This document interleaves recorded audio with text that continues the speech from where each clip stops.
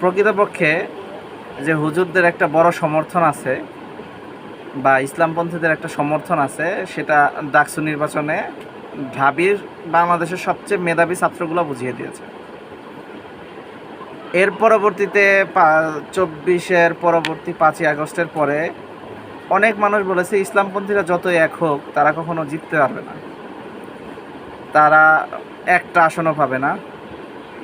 তাদেরকেও একটা চপেটাঘাত করা হয়েছে এই ডাকসু নির্বাচনের কারণে।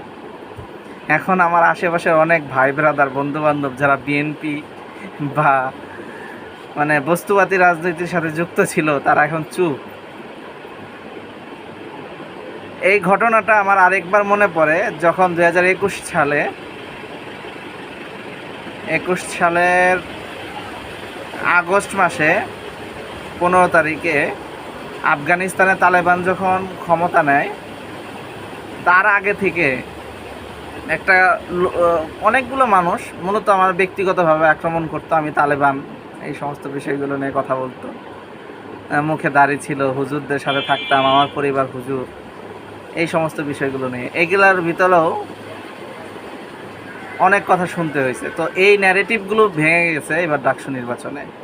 রাজাকার, তালেবান, হুজুর, ভোট পায় না, এইটা ওইটা সব ন্যারেটিভ ভেঙে ডাকসু নির্বাচনের জয়টা শুধুমাত্র ছাত্র শিবিরের হয় নাই, সারা বাংলাদেশের বাঙালিপনা বাংলাদেশি মানুষ যারা প্রকৃতপক্ষে বাংলাদেশকে ধারণ করে, তারা এরপরে ইসলামী সংগঠনগুলো সবার একটি অভূতপূর্ব জয় হয়েছে।